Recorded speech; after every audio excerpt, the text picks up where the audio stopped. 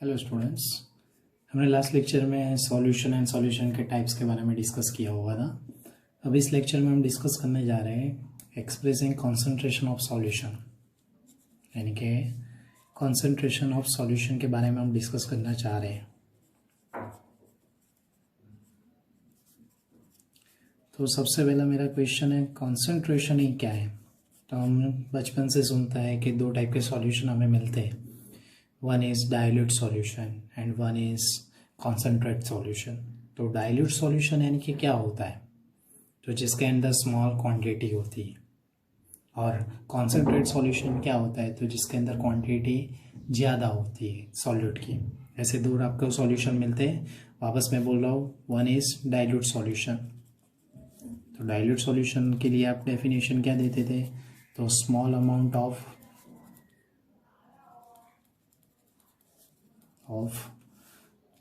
Solute. And दूसरा आता था कॉन्सेंट्रेटेड सॉल्यूशन। कॉन्सेंट्रेटेड सॉल्यूशन का मीनिंग क्या होता था, तो लार्ज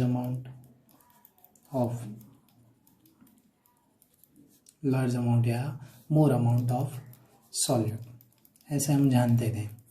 बट ये कॉन्सेंट्रेशन को कैसे रिप्रेजेंट कर सकते हैं, वेरियस यूनिट्स हो गए, बट ये डिफ़िकल्ट वे है कि किसकी कॉन्सेंट्रेशन ज़्यादा है किसकी कम है। तो उसके लिए वेरियस यूनिट्स हमें मेज़र करने पड़ेंगे। तो फर्स्ट वन इज है हमारे पास मास परसेंटेज यानी कि परसेंटेज W/W। वापस मैं बोल रहा हूँ, मास परसेंटेज यानी कि परसेंटेज W/W यानी कि वेट बाय वेट। तो उसके थ्रू आप समझ सकते हो। तो कैसे उसकी डेफिनेशन होगी, तो सिंपल डेफिनेशन है द वेट या the mass, the weight of a substance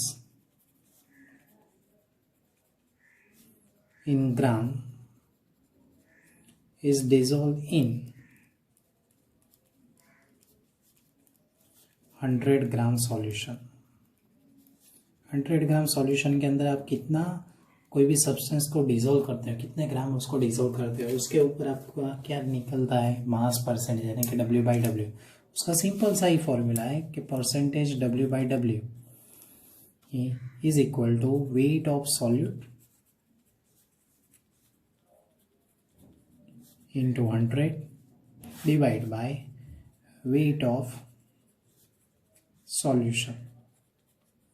यानी कि सिंपल यहाँ पे मैं बोल रहा हूँ कि 100 ग्राम के अंदर आप कितना डिजोल्व करवा रहे हो सॉल्यूट का मास को, उसके ऊपर आपका कौन सा निकलेगा, मास परसेंटेज निकलेगा। सपोजली मैंने यहाँ पे एक छोटा सा एग्जांपल लिया हुआ है, 10% W/W शुगर सॉल्यूशन सपोज। तो उसका मीनिंग क्या होगा, तो सिंपल ही होगा, 10% W/W शुगर सॉल्यूशन का सिंपल मीनिंग होगा कि उसके अंदर मुझे 10 ग्राम शुगर देखने को मिलेंगे, is dissolve in 100 gram solution. यानी कि आपको पता चल जाएगा कि 10 ग्राम शुगर आपका क्या बन चुका है, सॉल्यूट बन चुका है 100 ग्राम सॉल्यूशन के अंदर। यानी कि आपको पता चलेगा बाकी का 90 ग्राम आपका क्या मिलेगा, सॉल्वेंट मिलेगा।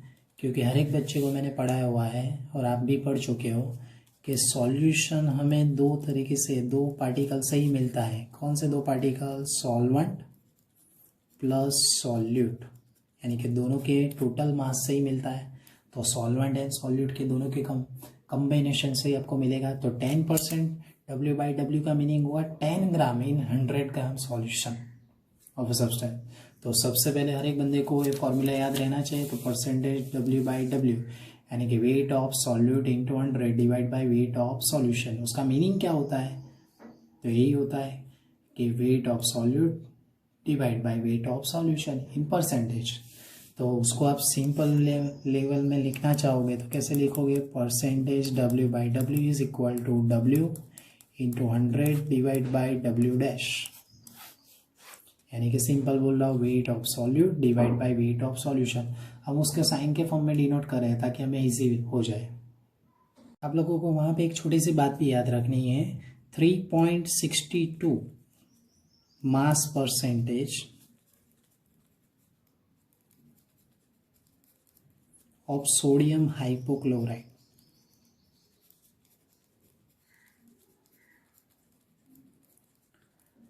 इन वाटर। ये जो भी सॉल्यूशन है वो हमें जनरली ब्लीचिंग के लिए यूज़ होता है। किसके लिए यूज होता है?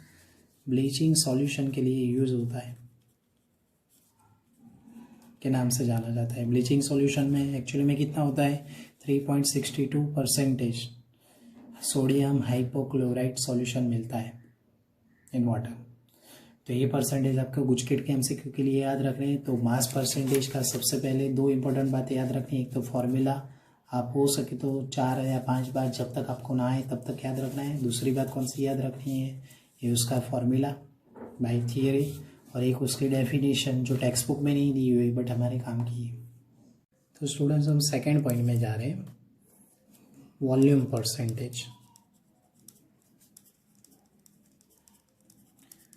वॉल्यूम परसेंटेज क्या है? Percentage V by V। तो आप लोगों को याद रखना है वॉल्यूम परसेंटेज यानी कि द वॉल्यूम ऑफ सॉल्यूशन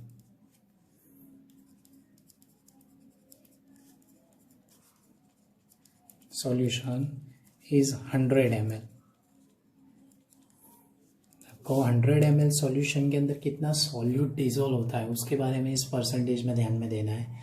तो ऑलवेज याद रखना है कि वॉल्यूम ऑफ सॉल्यूशन 100 ml के अकॉर्डिंग ही आप लोगे सॉल्यूट का। तो डेफिनेशन कुछ इस तरह बनती है, the volume of solute in ml is dissolve in 100 ml solution.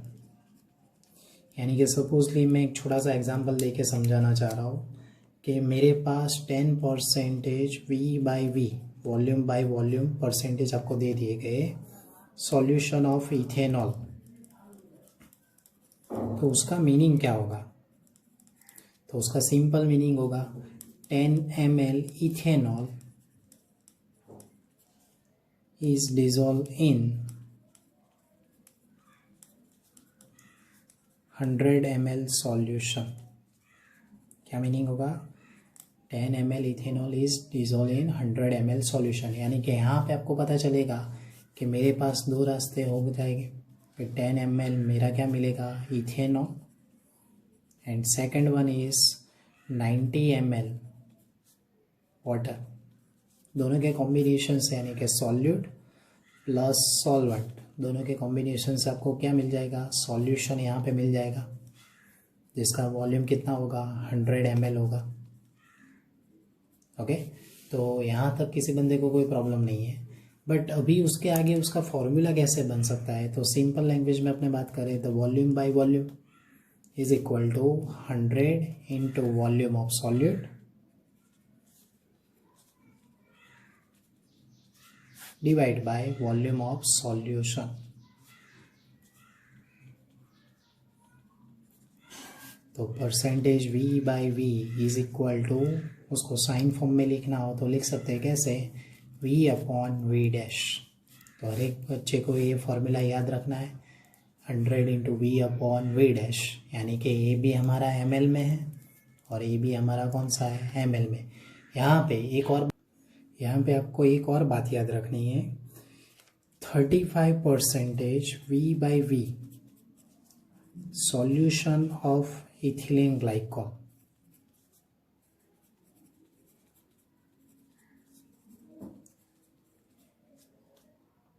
वो सॉल्यूशन क्यों याद रखना है उसका भी मैं बता रहा हूँ, क्योंकि ये सॉल्यूशन पहले एक बार याद कर लो। 35% V by V solution of ethylene glycol is an antifreeze solution. कौन सा solution? Antifreeze solution. Antifreeze solution क्यों, मैं ऐसा ही क्यों बोल रहा हूँ? तो याद रखना है, जनरली आप लोगों को पता होगा कि आप जनरली कार्स या इंजन की जनरली बात कर रहे होते हो तो जल्दी कूलिंग हो जाते हैं या जल्दी हीटेड नहीं होगे तो उनकी प्रोसेसिंग स्टार्ट नहीं होती। कहीं पे आप माउंटेन एरिया में या कहीं पे ठंडी वाली जगह पे जा रहे हो, कोई कुल से क्या बोलते हैं हिल स्टेशन पे जा रहे हो, तो वैसी वाली जगह पे आपकी कार है या जो भी व्हीकल है वो इजीली हीटेड नहीं हो रहे, उनकी प्रोसेस इतनी ज़्यादा स्टार्ट नहीं हो रही। बहुत सारे इंजन के अंदर कूलिंग प्रोसेस हो जाती है। क्यों हो जाती है? तो जनरली तो उनको कूलिंग करने के लिए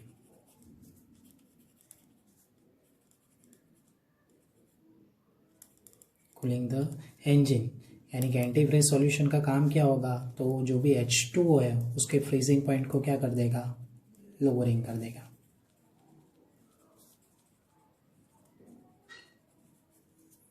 यानी कि ज़्यादातर ऐसा होगा कि ज़्यादातर आपका जो भी सॉल्वेंट है यानी कि वाटर है, तो वाटर का जनरली आप लोगों को पता है फ्रीजिंग पॉइंट 0 डिग्री सेल्सियस होता है। तो ये जनरली कितना कर देगा? 255.4 केल्विन, यानी कि -17.6 डिग्री सेल्सियस टेम्परेचर में वो जनरली फ्रीज हो जाएगा। यानी कि आप बता सकते हो कि 0 डिग्री सेल्सियस पे जो पानी फ्रीज होता था उसकी कंपैरिजन में अब कितने हो रहा है? -17.6 डिग्री सेल्सियस में वो फ्रीज होगा, ताकि आपकी कार की जो भी इंजन की प्रोसेस है वो क्या हो जाएगी? स्टार्ट हो जाएगी। The third point is mass by volume percentage. उसका मीनिंग क्या होगा?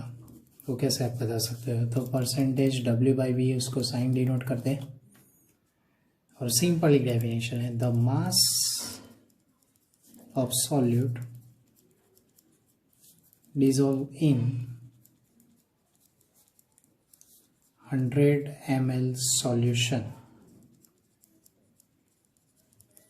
वापस मैं दोहरा रहा हूँ, the mass of solute dissolve in 100 ml solution, यानी कि 100 ml सॉल्यूशन के अंदर आप कितना सॉल्यूट का मास डिसोल्व कराते हो उसके ऊपर डिपेंड होता है। तो सिंपल डेफिनेशन है, तो उसके अकॉर्डिंग हमारा फॉर्मूला भी simple, percentage W/V is equal to 100 into mass of solute in gram divided by volume of solution in ml। तो सिंपल डेफिनेशन के अकॉर्डिंग मैं यहाँ पे उसके फॉर्मूला को भी डिनोट कर रहा हूँ, percentage W/V is equal to 100 into W upon V dash. इसका भी वही मीनिंग होगा कि जैसे कि मैं हम छोटा सा एग्जांपल ले रहे हैं, 5% W/V aqueous solution of sugar. हमें ये छोटा सा एग्जांपल दिया हुआ है, तो उसका मीनिंग क्या होगा?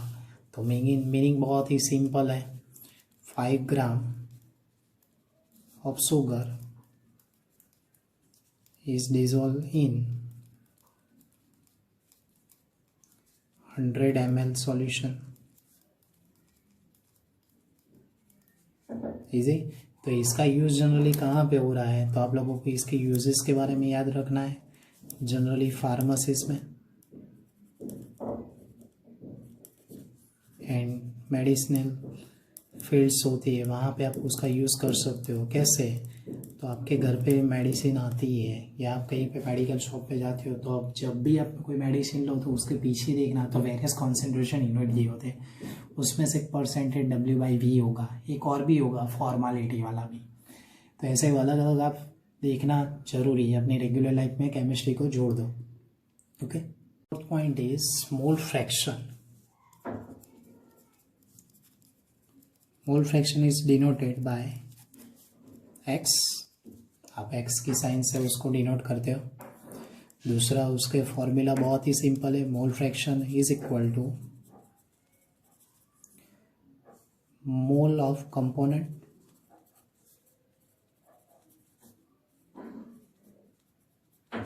Divide by total mole of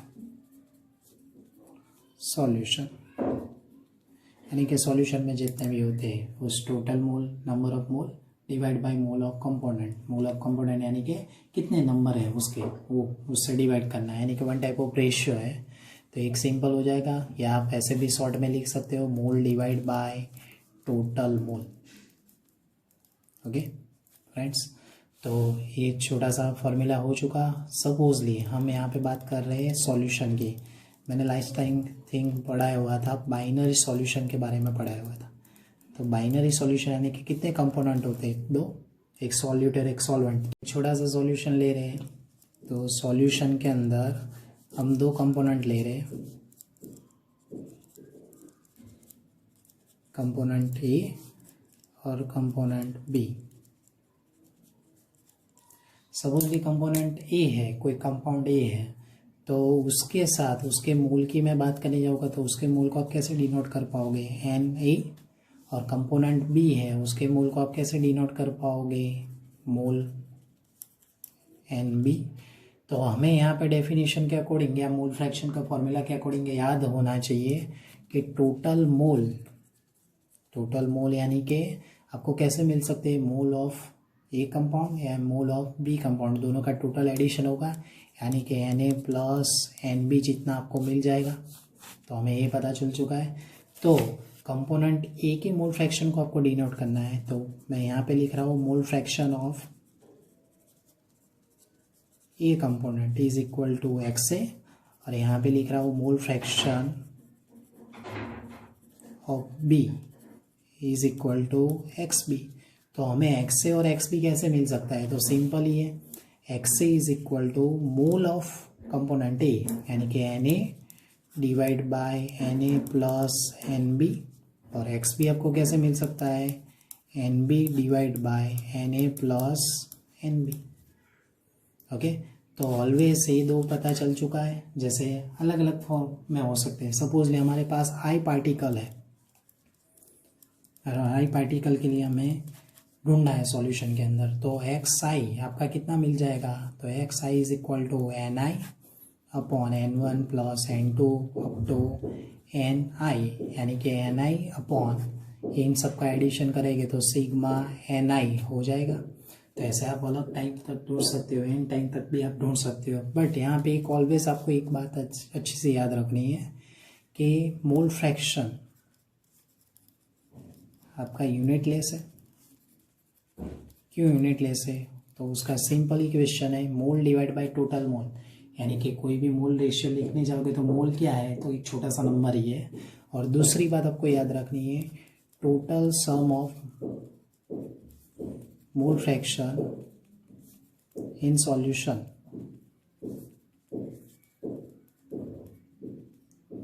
is 1, यानी कि मोल फ्रैक्शन का टोटल सम ऑलवेज 1 होगा। मैं ऐसा ही बोल रहा हूँ, कैसा बोल रहा हूँ, ऑलवेज क्या होगा, 1 होगा, यानी कि XA plus XB is equal to आपको क्या देखने को मिलेगा, 1। इसके बेस पे आप आगे राउल्ट्स लॉ या various vapour pressure related theory पढ़ पाओगे। तो मोल फ्रैक्शन बहुत ही इंपॉर्टेंट है। कई सारे बच्चे को मोल ढूंढना नहीं आता है, तो उनके लिए मैं लिख रहा हूँ mole is equal to, sign आप कैसे डिनोट करते हो, n, और n is equal to weight divide by molecular weight. तो ये भी हमें याद रखना है।